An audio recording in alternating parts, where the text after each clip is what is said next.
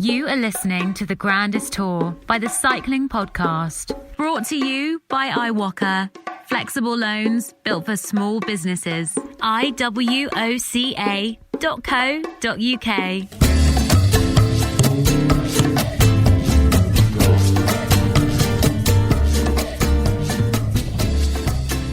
Where are we, Ian Boswell? Well, Richard, I am at my friend Ansel Dickey's house, currently on a little quarantine. I just took, as we spoke when I was here last, I took a fishing trip out to Oregon, and to do that I had to jump on an airplane for the first time since, goodness, I guess early March when I came back from Nice. So I'm at my friend Ansel's. He came out with me. Our partners are elsewhere, and we're here quarantining until our COVID tests return, which is taking longer than I had thought. But we're continuing the little bachelor adventure. Well, we'll get back to that in a moment. But Lionel, you're also there as well. Hello, Lionel. I am, Richard. Hello, Ian. Welcome back. Your COVID test results are going to take as long as or less time than the US presidential election result? Than Pennsylvania. Hopefully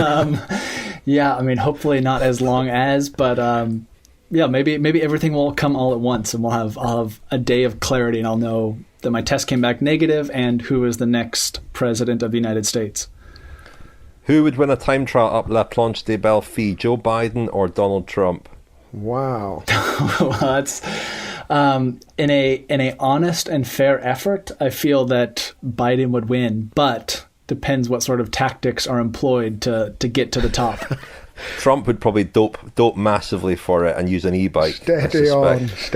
We don't do politics. The thing is, Rich. No, we don't. This is a politics-free zone. Let's just an actual genuine link between Donald Trump and professional cycling. I'm sure lots of people know this. Ian, I'm sure you know this, but the Tour de Trump in the 1990s was very late 80s, I think. 80s and early 90s. I think it was early 90s. It was early 90s. Yeah. It was America's biggest stage race at the time, the Tour de Trump. Yeah, it was. I think it was either before or after the Tour de Trump. It was with the Tour de Pont, and then it changed names. Before my time as a racer, but I definitely have heard a lot about it. And yeah, I mean, I wish that there were more. Who knows? Maybe Trump will start a new bike race as a way to, earn back some reinvent himself. Reinvent exactly. himself post politics. 89 and 90, it was the Tour de Trump, won by Dagoto Lauritsen and Raoul Alcala, and then it became the Tour du Pont. Eric Berkink, Greg LeMond, Ekimov, and Lance Armstrong were the winners of it before the race ended. But yeah, it was a big deal at the time, and who would have known then that Donald Trump would go on to be the president of the United States? Amazing, really. Well, that's enough. I'm sure people want to hear about cycling, and we will get on to the Vuelta. We'll also ask Ian a little bit about the Giro, because you last joined us, Ian, when the Giro was still running, and there was that late twist, of course. You know Theo Geoghegan-Hart very well, so we'll ask you to look back a bit on the Giro. It's great to have you back, though. You're one of our rotating presenters with Francois Tomazeau and Lizzie Banks, and you are with us for the final 3 nights of the Grandest Tour. We do want to ask you about your fishing trip as well, but what are the headlines from today, please, Lionel? Well, stage 16 of the Vuelta from Salamanca to Ciudad Rodrigo, and it was a third stage win for EF Pro Cycling. Magnus Kort of Denmark won the sprint finish after wins for Mike Woods and Hugh Carthy earlier in the race for EF Pro Cycling. It was another kind of transitional day, wasn't it? A breakaway with Remy Cavagna of De Koning Quickstep and Rob Stannard again, Mitchelton Scott, Kobe Goossens of Lotto Soudal, and then 2 BH Burgos riders, Angel Madrazo and Jesus Ezquerra. There was also another BH rider, Osorio, who was trying to get across but didn't manage to make it. And, the final part of the stage, a couple of climbs, Cavagna went clear of the rest and was joined by Rob Stannard, and they were looking pretty good. The gap did come right back down again, and then Cavagna was left out on his own, and it was a pursuit race between him and the peloton. Cavagna was finally caught 2.1 kilometres from the line. With about a kilometre to go, Groupama Française de Jeux rider Bruno Armirail tried his luck, but he was caught by the peloton as the sprint opened up and got it. But the most interesting thing as far as the GC battle goes is that Primož Roglič was second, so he gets a 6-second time bonus, which could be absolutely crucial in tomorrow's mountaintop finish stage. Third today was Dion Smith of Mitchelton Scott, then Alejandro Valverde, and then Richard Carapaz, but he of course outside the time bonuses.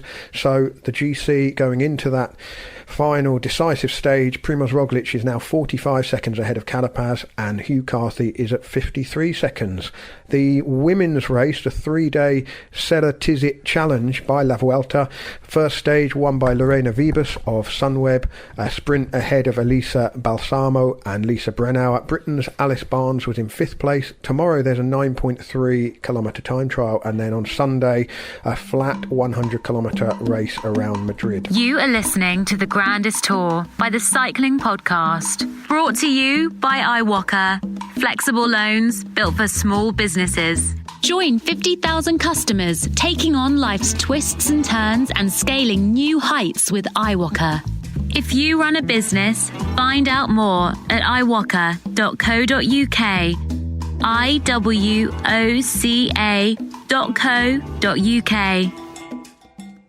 I'm Will. I'm the head of engineering at iwoca. I've been here for 5 years. I'm responsible mainly for the back end of our systems. With a product like iwoca's, most of our tech is actually about the delivery of the product. So we do all the work to make sure that all of the application process is as smooth as possible. All of the customer funds go where they need to, and also making sure that the experience of anyone calling our customer success team is as smooth and helpful as possible. Our dream situation is that someone can land on our website and within 5 or 10 minutes not only get approved for a loan, but actually have the funds in their bank account. And then obviously, if that's not possible, help the team of people who are behind the website to make sure that we answer any questions and queries that people might have. Now, Richard, a corrections corner in the iwoca slots the last couple of nights. I've been talking about their London to Brighton bike ride, and I've been saying that they've been tackling Ivinghoe Beacon. Of course, I mean Ditchling Beacon. Ivinghoe Beacon is a local climb to me, quite well known to anyone who rides in the Chilterns, but not a feature in the 1994 Tour de France. And it's not on the way to Brighton, Ivinghoe Beacon. Only in your dreams, Lionel, or in your own fantasy Tour de France. Yeah, sorry about that. I mean, obviously, the brain's getting a bit tired at the end of the Grandest Tour. I've just got a bit of a blind spot there. I just said Ivinghoe Beacon when I meant London to Brighton Beacon. via Watford would make it an even bigger day out, wouldn't it? It would indeed. Wow, what an event. Maybe that could be a pro race. It sounds like it. Well, speaking of pro racing, well-known hotel reviewer Magnus Kort was the winner today. If you're not familiar with his hotel reviews, go to his Instagram account. He gives fantastically detailed reviews of every hotel he stays in, and a score out of 7. And they're very quirky and quite good fun. And it all started because Astana, his previous team, were trying to encourage him to have a bit more of a social media presence, and he didn't really want to put himself out there, so he decided to start reviewing his hotels. So that's quite entertaining, but a good win by him. And for a little bit, I thought Alejandro Valverde might win. He is our good friend Moyin Islam on our Facebook page wrote today that Valverde has not had a win this year, which is astonishing, really. And Movistar did an awful lot of work to try and set him up. He faded in the end. He went a little bit too early and couldn't quite sustain it. It was quite a messy sprint, really. He finished 4th, but he actually sat up. And if Roglič wins the Vuelta by 1 or 2 or 3 seconds, he may well have Movistar and Valverde to thank for that. because he did get that time bonus today. It was Magnus Cort as well, I thought, was in the wind quite a lot. He came from quite a long way and had to do a lot to get that win. He also impeded Roglic a little bit. Roglic's sprint was interrupted, and Roglic was pretty annoyed, I think, on the line not to have won the stage. So, he's just a machine, isn't he, Roglic? And it was, a real boost for him going into tomorrow's crucial stage. Well, I did watch today's stage, Richard. It's actually the first stage of the Vuelta I've watched since I left for my trip. I've been following along, and it seems like there's been quite a few riders at this race who have really made a name for themselves, and it's interesting to see racing happening so late in the year. And I know that Magnus Cort, he did win a race early in the season, but it's been, looking at the Vuelta and then now the Giro, now the Vuelta, EF has had a pretty good streak of wins over the last couple of weeks, which is good to see for, myself being an American and kind of the American team out there. And it's been awesome to see kind of some, I don't say fresh faces, because Magnus has had some big wins before. I think he won a stage in the Tour in 2018, but it's been stages like today, while maybe not the most exciting, a sprint like that when there's not a real clear, lead out train. It's always fun to watch. Yeah, he won the stage into Carcassonne, Richard, if you remember, in 2018 in the Tour de France, when he was riding for Astana and he was in the break with Michael Valgren, and they really worked it pretty well, didn't they? But then it came down to a sort of sprint between Magnus Cort, Jon Izagirre and Bauke Mollema. And, he's had some success in the Vuelta in the past as well. 2 stage wins very late on, including the final one into Madrid in 2016. So, racking up another win for EF Pro Cycling. And But Lionel, can I just sort of take you back to that day into Carcassonne? Who was 87th on that stage? I think I was, Richard. Could be. Do you know all your placings off by heart? No, but I figured I was at that race, and I remember that stage. It was extremely hot, which they have not had. Tell you what, Ian, I met you. This is no joke. I met you that morning, on your way to the start, and you were riding past on your way to sign on. A lot of riders were warming up, and you said, "Why is everyone warming up? That's worrying because I'm supposed to get in the break today." I remember that quite vividly. I do remember that. Yeah, there was a down from the team bus. I think we had showed up late, and it was like a downhill kind of run to the start finish. I remember that clearly. I think we didn't warm up also because I think Igor Makarov had showed up that day, probably to enjoy some delicious food down that way, and. I actually had snuck my friend onto the team bus when Makarov came on, and I had to quickly sneak my friend Marshall off of the bus because I was like, "Oh no, like he shouldn't be on here." And I'm not sure how many teammates we had at that point, but we could have already been down to 4 riders at that point. So there was extra seating on the bus. I remember it very clearly. Yeah, and I remember your bus was parked right at the end of all the buses because you'd arrived late, and you'd been given the job to try and get in the break, and you were kind of worried at the fact that you didn't have time to warm up and everybody else was on turbos. Anyway, that just came into my head. Well, I was going to say something, Richard. You said that, I was impressed that Roglic finished second, but at the same time, Carapaz was 5th. So which is, it's not a pure sprint, but there are some quick guys in that group, showing that both Carapaz and Roglic are kind of fiercely contesting the overall win. And at the same time, maybe 4 or 5K to go, I saw that Hugh Carthy, who's, up there on the podium at the moment, was surfing the back like a true old school GC rider. That's where I would have been. That's why I finished 78th on that day, just surfing the back as we roll in. It's true. Yeah. Carthy was 27th across the line, and he was, a bit further back. Magnus Cort, he had been trying to look after him a bit. Mike Woods had punctured, so he was off the back. So Magnus Cort had quite an important job to do, looking after Hugh Carthy, and I think he did that until the finale when he was able to have a go. And he's a good, he's got a good sprint. He's won quite big. It's actually his 3rd stage win at the Vuelta. He won quite a big sprint at the Vuelta a couple of years ago. He's almost a sprinter, in fact, and it was a pretty small group. So yeah, really good win, and they are having a fantastic season. EF, when you think about a couple of years ago, they went almost 3 years, I think, without a win at all, and they've had a lot of wins this season. Yeah, and big ones as well. I mean, won a stage in the Tour, a couple of stages in the Giro, and now 3 stages in the Vuelta. It's a big difference to that horrendous run they had where they really couldn't buy a World Tour win, could they?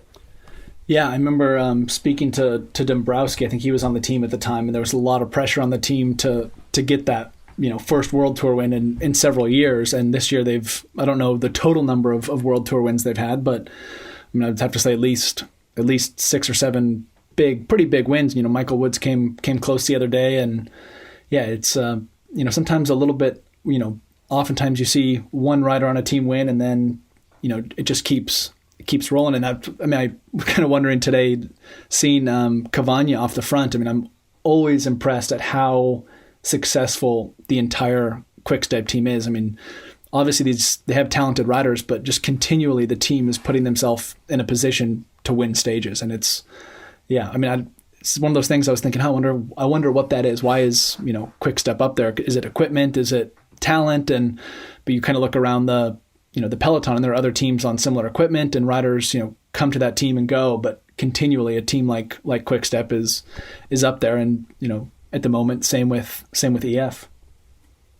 Well, Patrick Lefevre has talked about this because he has made it fairly clear that they go into every single race with a plan to try and win, whether that's getting somebody off the front or bringing it back together for a sprint. They even on days when perhaps the odds are against them, they do get people in breaks, and it's a way to play the percentages, isn't it? If you can have a plan every single day, and I don't think that every team necessarily has that. Some teams do seem to drift through the whole week of a Grand Tour without having really participated in breaks or had much success in sprints or it presumably is a sort of cultural thing as well. They don't tolerate failure. They had this very fantastic run of wins. Winning sort of in the 70s and 80s, season after season, and that's become almost expected. And yet they're stuck on 99 Grand Tour stage wins at the moment. Sam Bennett obviously was relegated a few days ago. That would have been the 100th, and they are kind of stuck. And Covatilla had a really good go today. Catania yesterday had a really good go as well to get that 100th stage on, which would probably mean a lot. And they haven't got many chances left, although Sunday should be a decent chance for Sam Bennett again, shouldn't it? It's interesting on that point. Do you think the rider that gets the 100th Grand Tour win will get, I don't know, a free week shopping in Lidl, or maybe their whole new set of windows for their home from De Koning? Yeah, I don't know. And some nice Quick-Step flooring, yeah, who knows? But just on that subject of teams and momentum, I did ask Mark Donovan, the Sunweb rider, the other day about that, because his team has been on a real roll as well. Although they've fallen a bit short of the Vuelta, but I asked what the secret was, and he said there isn't any. We don't really do anything special. It's just if a team starts winning, it's much easier to carry on winning. It's a bit of a cliche, but it kind of backs up what you were saying a bit, Ian. Yeah, I completely agree. And at the same time, when teams are on the other end of the spectrum and they're not winning, it's really hard to kind of come out of that bubble of not winning. And you see that you've seen that with EF. I guess kind of my last 2 years at Katusha, we kind of were in a similar situation where we just couldn't win. And it's you were saying how Lefevre makes a plan every day of how can we win the stage. I clearly remember in the Vuelta in 2018, Dmitry Konachev, who I really enjoyed having as a director because he was sometimes blatantly realistic. I remember him on a stage saying, "Hey guys, don't do anything today." Like a couple guys hey, can I go on the breakaway? He's like, "Oh, you're not strong enough to go on the breakaway." "Hey, can I sprint?" "Well, you're not going to win the sprint." And it was the complete opposite mentality, maybe a little bit of a Russian mentality, but kind of save your eggs for another day, because, we probably weren't going to do anything. But it just, if you put yourself out there, the odds of something happening, can happen. It's kind of back to, you miss 100% of the shots you don't take. And also, do you learn something from doing that? I mean, sitting in the bunch, would you learn more from, going out in the break? I mean, I remember being struck at the Vuelta, was it a couple of years ago, when Richie Porte went in a 3-man break on a flat stage, and afterwards he was talking about how much of an appreciation he got for what he called a different type of cycling, not something that he would ever normally do, and he sort of had almost a sense of respect for what the guys who go in the breakaway actually have to go through. Hi everyone, it's Scott Davis from Team Bahrain-McLaren checking in after stage 16 of the Vuelta España. Just go back to stage 15 quickly, which was yesterday's stage. A long day in the saddle, 230 kilometres, and block headwind all day, so it was proved to be a really long, challenging day in the saddle. And the weather took a bit of a turn towards the end. But fortunately for us, we had a great result with young Fred Wright taking 4th place on the stage. So that was a superb ride by him, and bodes really well for the future. And then today stage 16 was a bit stressful at the start. Weather forecast was for a lot of wind and crosswind at that. So obviously every team gets the same information or very similar.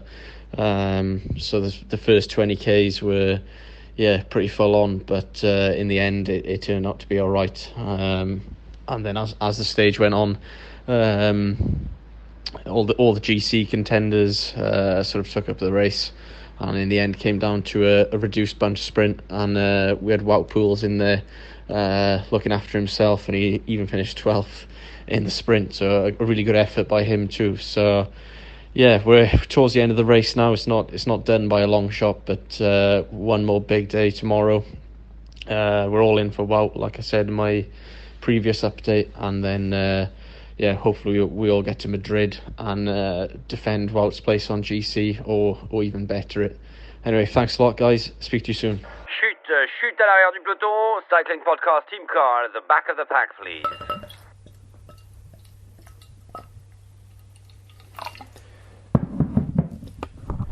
Well, that was Seb Piquet, the voice of Radio Tour at the Tour de France, to remind us to tell you that this episode is sponsored by our friends at Beer 52. And if you'd like to see what Beer 52 have to offer, go to beer52.com/cycle, and if you cover the £5.95 postage charge, they'll deliver an exclusive case of a selection of beers worth £24 right to your door. Now, I've just poured myself a glass from the most recent collection. Each month has a different theme, and the most recent box that I received was on the theme of the Oktoberfest, the famous beer festival in Germany. And this is called Fest beer, and it's a lager, but for a lager it's got a really nice amber colour, and it's quite a full-bodied lager, so it's not sort of weak and wibbly. A very nice glass to toast the coming end of the Vuelta with. Perhaps not the most appropriate beer to pair with the Vuelta. It's not Spanish, it's not Slovenian, it's not Ecuadorian, it's not from Preston, but it is very tasty. Now, if you want to sign up for Beer 52, you can do so, as I said, at beer52.com/cycle. That's beer52.com/cycle. There's no minimum commitment. You can just take a free case of beers, try the selection that you get sent, and if it's not for you, you can pause and cancel at any time. But what I like about it is variety. You never quite know what you're going to get. Well, the race is still pretty well poised for tomorrow's very important penultimate stage, with that summit finish at Alto de la Covatilla, where Ben King won a couple of years ago on his own. It saw a replay of that today, and I was reminded how tough a climb it is. Very, very steep in places. A headwind I've seen forecast for the climb, which could affect things a little bit, and make it less, favourable to attackers, and sort of nullify things a little bit potentially. But I think we saw today, didn't we, how strong how strong Roglic is, and maybe it was a statement, but I was speculating after the time trial that Roglic wasn't at his absolute best in that time trial, and maybe his powers would wane over this week. That didn't seem the case today. I mean, George Bennett tried to lead him out. He was up for trying to win the stage, and he's taken a real bonus of a few seconds there, and it's kind of difficult to imagine him losing the sort of time that he would need to lose in order for Carapaz or Hugh Carthy to leapfrog him. I don't know. Can you see anything surprising happening tomorrow, Ian, or do you think that Roglic is very much in the driving seat? I mean, he's looking incredibly strong with one day, well, one GC day to go, and I guess we probably said the same thing, going into stage 20 of the Tour de France, which, he completely kind of, things went upside down and he wound up losing the yellow jersey. But, given that it's a mass start race, it's not a time trial, like you said, that climb up to Covatilla, it was done in 2018 last, and it is a very open and exposed climb. I mean, I was at that race in 2018, and if it's windy up there, that could really, like you said, nullify the race. And just with the riders around Roglic, I think that it's going to be really hard to try to make something happen. But that said, the course is challenging, and we've seen Ineos Grenadiers be pretty racing aggressively, and they really have nothing to lose by trying to implement some sort of tactic ahead of the final climb, and maybe try and isolate Roglic, or maybe try to do something from the bottom of the climb. And we've had so far this year 2 amazing finishes to 2 Grand Tours, and why not have a third time's a charm, right? You have to think, though, that the numbers game really favours Roglic, not just in the time gap he's got over the other 2, but also that he isn't going to be isolated if his team, unless his team absolutely collapses around him, and that would require 3 or 4 riders to have an absolute shocker all on the same day. He's going to have most likely Sepp Kuss side by side or just in front of him all the way up that climb if he needs him, and so he doesn't necessarily, even if things aren't panning out perfectly in terms of trying to win the stage and do it in style, you'd have to think it would. I mean, what is it now? Did I say 45 seconds? Sorry, to Carapaz. That's quite a big gap, even on a climb that is difficult. And if it, as you say, if it's headwind, I mean, it's much harder for the rider out in front on a headwind climb, isn't it, than those behind, I guess. Yeah, definitely. And I was away on a fishing trip, so I haven't been following the Vuelta as closely as I'd followed the Giro and the Tour. So I guess I don't know what sort of time gaps have been, kind of seen on mountaintop finishes. And it's kind of a trend over the last few years that, very few, mass start races and mountaintop finishes really see huge time chunks, either gain or loss. It's something you just don't see anymore. I mean, the last couple Grand Tours have been decided by an individual time trial late in the race. So, yeah, I would say odds are on Roglic to take his second Vuelta. I mean, I'm clutching at straws a little bit here, Ian, and I agree that there haven't been big time gaps, but at the Angliru and at the Col de la Loz, which I think have been the 2 hardest summit finishes that Roglic has tackled this year, he has lost time on both of those. Okay, he actually gained time to Pogacar at the Tour, but lost a bit to Lopez, and he couldn't go with him, and he couldn't go with Hugh Carthy or Carapaz on the Angliru. He didn't lose much, but it's a point I was making the other night in the podcast that he can have all the teammates around him. He can have 6 teammates around him. They can only go as fast as he can go on a climb like that. The Covatilla is not as hard as that. It's sort of 9.1% at the steepest part, or it's 10.5% a bit further down. But towards the top, there's a kilometre that's 9.1%. It's not as super steep as Col de la Loz or Angliru, and that's where Roglic has kind of cracked a little.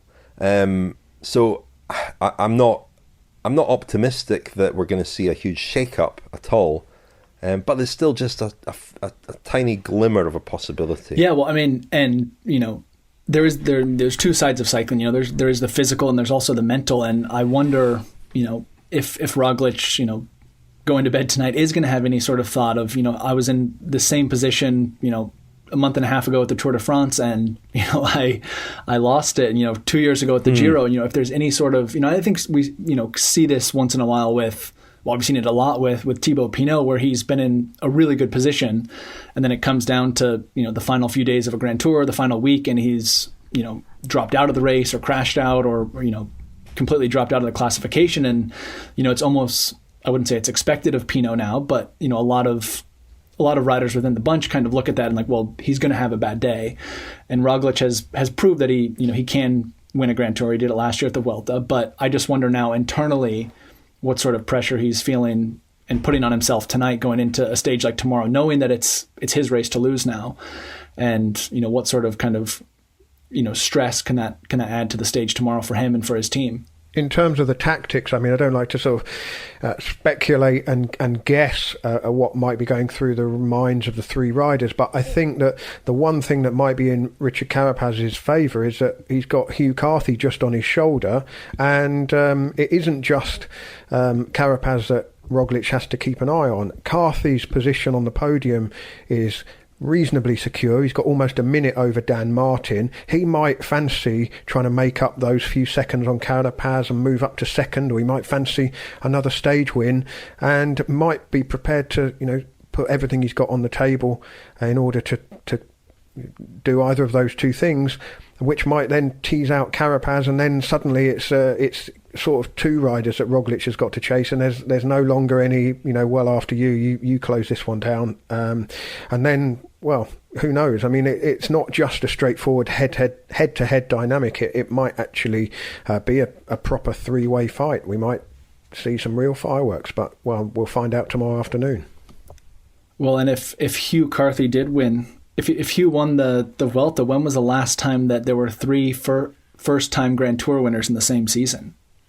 I think it was a couple of years ago, was it not? When Simon Yates, Geraint Thomas, and who won the Giro that year? No, Froome won the Tour, the Giro in 2018. So it wasn't then. You're right. So he wasn't a first-time Grand Tour winner. That's right. Can I ask you a question, Ian? Please. Somebody on Twitter, David Russell, asked me a few days ago. He said on the pod it's mentioned how many support riders Rog has, which I sort of understand, but why can't Carapaz just sit on Rog's wheel like Pog did in the Tour de France? Or are there tactics I don't understand? Not a cycling nerd, he says in brackets. Can't ride myself.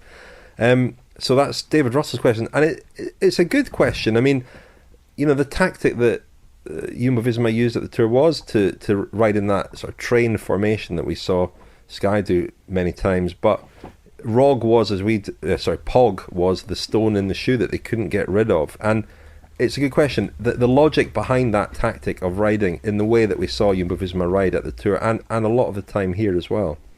Yeah, well, even in today's stage, there was a point when we saw Froome on the front and we saw Ineos kind of pushing the pace, and I was, but then they didn't try anything later on, which is a bit of a surprise. And I think it really comes down to, kind of team pride, but also horsepower. And I found this a lot when I was at Team Sky, that, we would ride on the front, not necessarily for a reason, but because we could, and we had the horsepower. So it's like, all right, let's use the horsepower we have, and maybe to no avail, but you do it because you can. And I think it's, very much kind of, maybe psychologically, you feel like you're in control when you're on the front.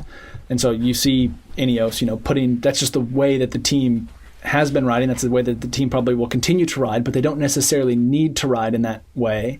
And I think it's really hard for a team, to go into a team meeting and say, hey, we're going to follow Roglic today. Carapaz, you sit on his wheel, everyone else sit behind, and, we'll see what happens in the final, and we can maybe try something then.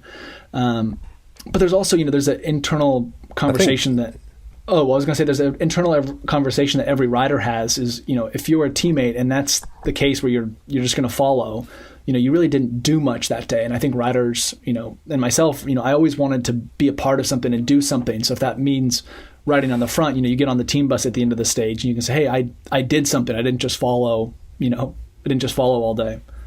I think that the control is the key word there, isn't it? And George Bennett in the podcast the other day did say that they didn't intend to ride the Vuelta like this, and they haven't to the same extent that they did at the Tour, but they have taken on quite a lot of days just because no other team has been willing to do so, and you do need a team to sit on the front and control things, or it just becomes very chaotic and uncontrollable. So it is just a way of exerting control as well.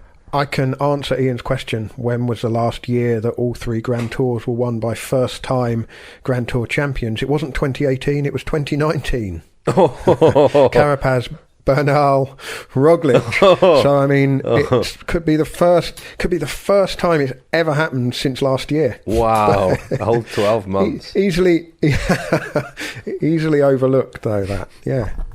The Cycling Podcast is supported by Science in Sport. Science in Sport, fueled by science. A big thank you to Science and Sport for their support of the Cycling Podcast. Very, very grateful to them indeed. And if you want 25% off all your Science and Sport sports nutrition products, go to scienceandsport.com, enter the code SISCP25, SISCP25. Now, there's been some good news in Spain. It was released on the rest day this week. They will have a new professional continental team, or pro team as they're now known, in 2021. Equipo Kern Pharma have grown out of the Lizarte team. And somebody who's been very involved in that team and who will be very involved in the new Pro Conti team is our old friend Fran Reyes, who's been part of our Vuelta coverage in the past. Fran's going to be, as I say, very involved with the new Pro Conti team, and it's very good news for Spanish cycling. So I caught up with him on the rest day.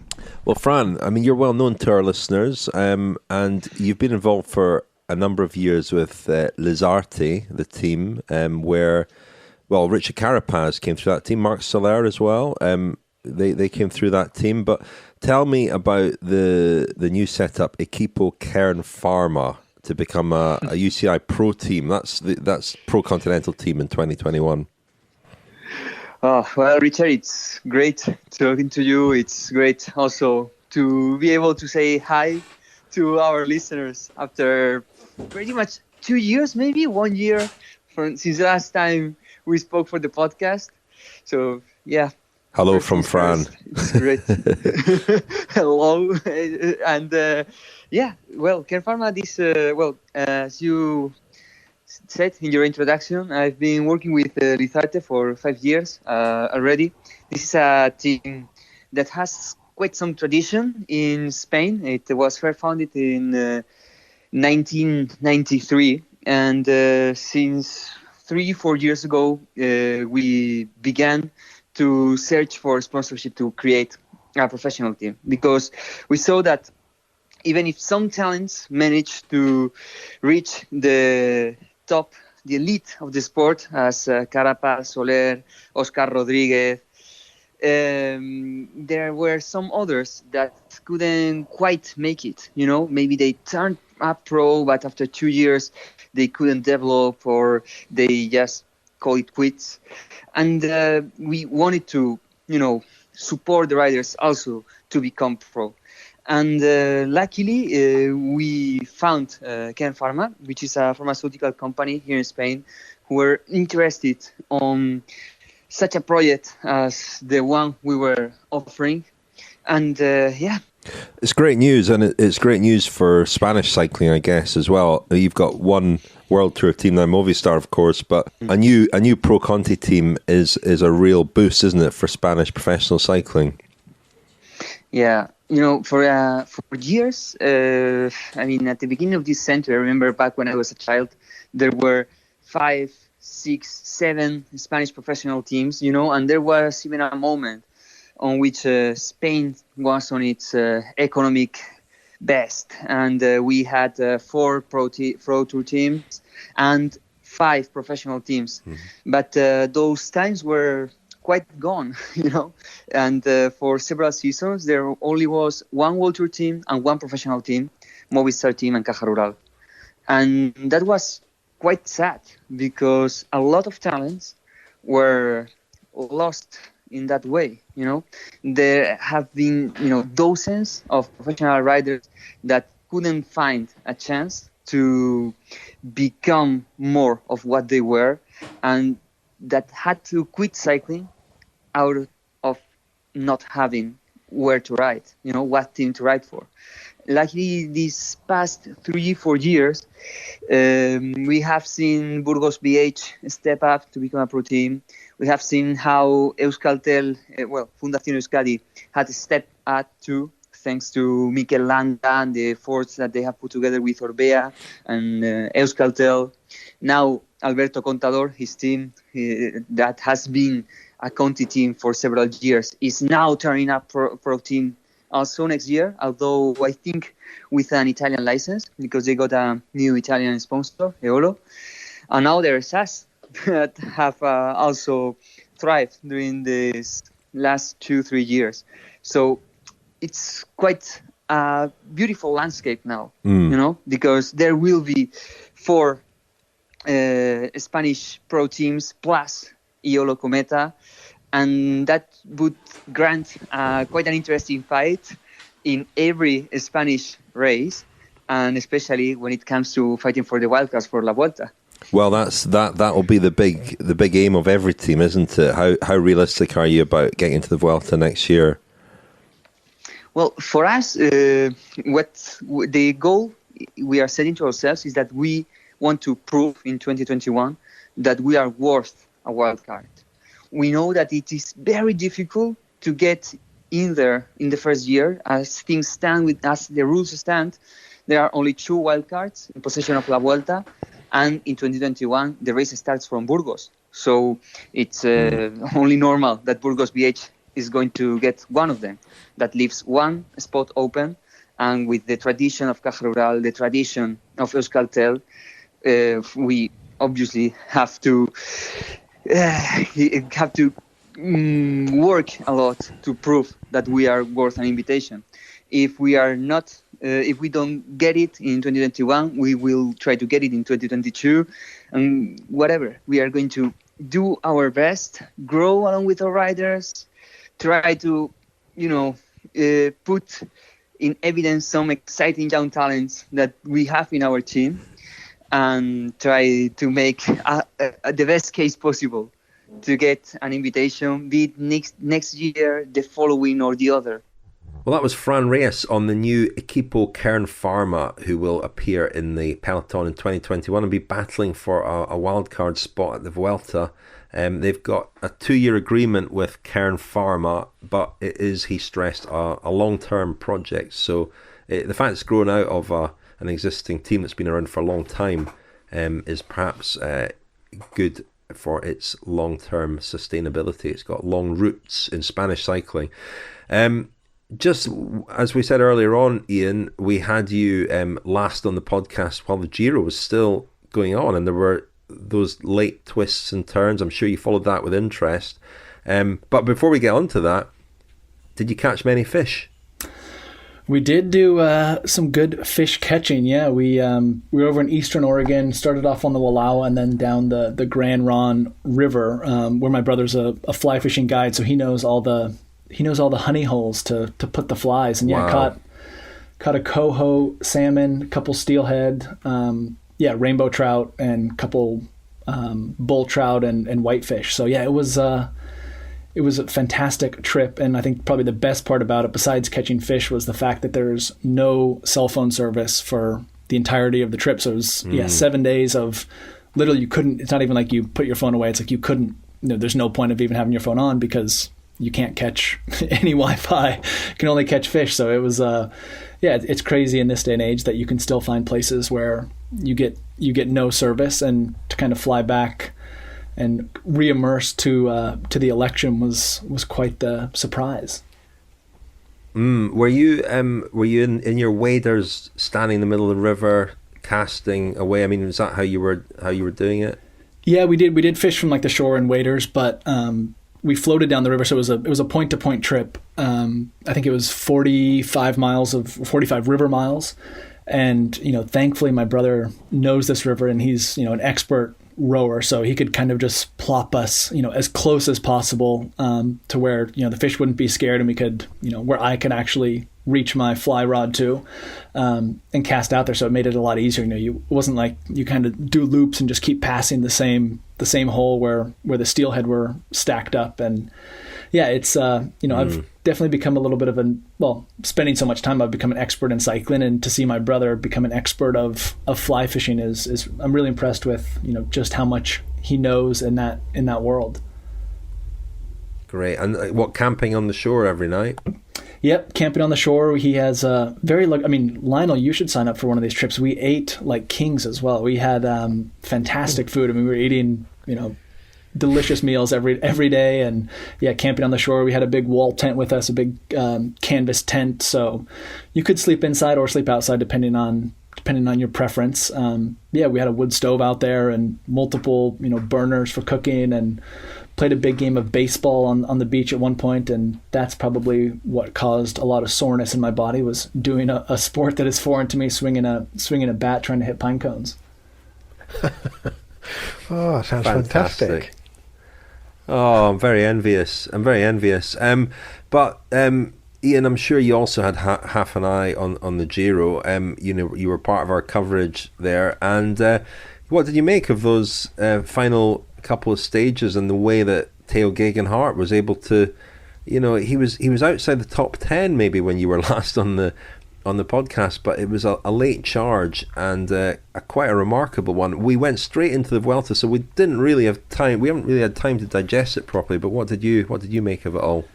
I mean, I don't want to say I was blown away, because Theo rode in such a kind of dominating style, but Mike, I almost can't believe that he won the Vuelta. He's still such a young rider, and I think I've the Giro. Sorry, he won the Giro. Yeah, he's not going to win the Vuelta.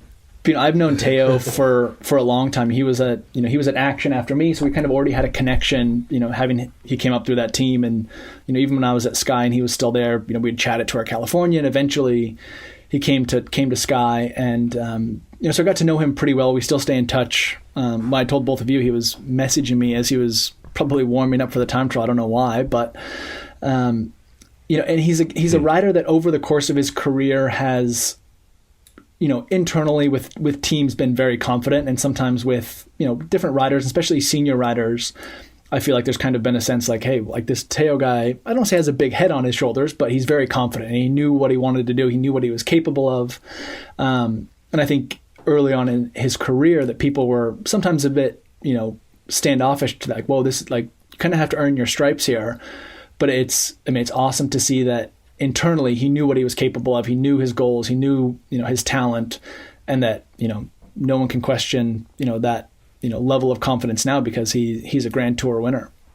My question for you two is, how will the 2020 Giro be viewed in history of cycling? I mean, not to take away from Theo at all, but the fact that two kind of marquee teams pulled out, the fact that the Tour teams were so stacked, and a lot of outside of Geraint Thomas and a few other GC contenders, Kruijswijk, how do you think the history will view the 2020, I guess, Giro and potentially Vuelta? Just because I think that's a great question, and I do think it owes a lot to what those, Theo in particular, but also Jai Hindley, what they go on to do. If they go on to become serial Grand Tour contenders or winners, then there won't be any kind of, not asterisk, but even question about the status of the event. It's almost the status of the event is conferred by the quality of the rider in a way, isn't it? And I think they're both at the start of their careers, and if they back that up, then I don't think anybody will talk about the Giro in the 2020 Giro as being any different to any other Giro, apart from it being at a different time of year. If they don't, if neither of them ever gets close to winning another Grand Tour, then I think we'll look on it as being anomalous and a bit different and almost more interesting for that, actually. But I do think I do think what they go on to do is very important in determining how we look at this Giro in the future. Yeah, I'd agree with that, Rich. But then I'm looking at the sort of previous winners, and you look back at, say, Ryder Hezidal in 2012, which was probably the last kind of surprise, real surprise. I mean, all right, Richard Carapaz was a surprise last year, but he's then kind of backed that up this year by contending in the Vuelta, and so that already is sort of propping up and strengthening it elevates that race, doesn't it? It does, absolutely. Race, if Carapaz had, even the way he rode at the Tour, was strengthening what that Giro win was all about for Carapaz. I suppose when you look back over the last decade or so, it is that win by Hezidal, and you look back and think, who did he beat? Well, he beat Joaquim Rodriguez, and that's the one that stands out as a sort of that's a curious one. And yet at the time that was a real ding dong battle between those two riders, wasn't it? And but I don't think anyone at that time was thinking, oh well, now Hezidal is going to go on and win a Tour de France or or even necessarily podium at a Grand Tour again. It was his status. He didn't suddenly sort of rocket 3-4 rungs up the up the list of GC contenders, whereas both Gegenhardt and Hindley are young and have a lot of time in front of them. And I think that probably there'll be sort of some ups and downs. There'll be a period where they're perhaps in the lower half of the top 10 or outside the top 10 and don't back up immediately, but they have time on their side. And I certainly think I'm a big believer that you can only beat who's in front of you, and that's you can only beat the people who are in the race. And so I wouldn't say they tend to be behind you when you beat them. You've got to, well, if they're in front of you, you've definitely got to beat them. Otherwise, you're not going to win, are you? I was going to turn the question back at you, Ian. I mean, Ian, you mentioned earlier the time of year that it is and how that might be playing tricks on some riders' bodies. Perhaps, who knows? Their kind of internal clock will be all askew. But how do you think? Do you think that the timing of the Giro, both timing in the calendar year and it being so close to the Tour, do you think we'll look back on it and as a slightly different, as a Giro that kind of stands apart from other Giri? Well, I hadn't really considered what the two of you had said, where really I think time will tell. But that said, when you look at I do believe that they did set the quickest time up to Stelvio. So it's not like the performances were subpar performances. So I think when you look at it in that regard, that, it was, Teo won the race, he won the Giro, he has a pink jersey, and that at the end of the day, bike racing is bike racing. You could make a million excuses. Why was I 78th on that stage into Carcassonne? Well, I don't know. I didn't, I could make an excuse for something. I wasn't in the breakaway. I mean, this is I can't let this go, Ian, because it's the second time you've exaggerated your placing that day. You were actually 87th, not 78th. Oh, geez, 87th. Okay. But I do think kind of would agree that time will tell. But and I also have to think really the team that you're on probably also depends on kind of the status of your victory. When Hezidal won, he was with like the early days of the Slipstream organization, and that was a huge win for them. And for for Ineos to win another Giro, while it's fantastic, they've won seven Tour de France's now, and so it's how the kind of the result is viewed almost from the team's expectations, and kind of the team's results probably also play a bit of a factor. I mean, one of the fascinating things about cycling is, how would Theo Gegenhardt have got on at the Tour de France? How would he have got on if he was riding the Vuelta now? How would Hugh Carthy, in the form that he's in now, have got on at the Giro? How would Tadej Pogačar have done at the Giro? There's no, you can't really sort of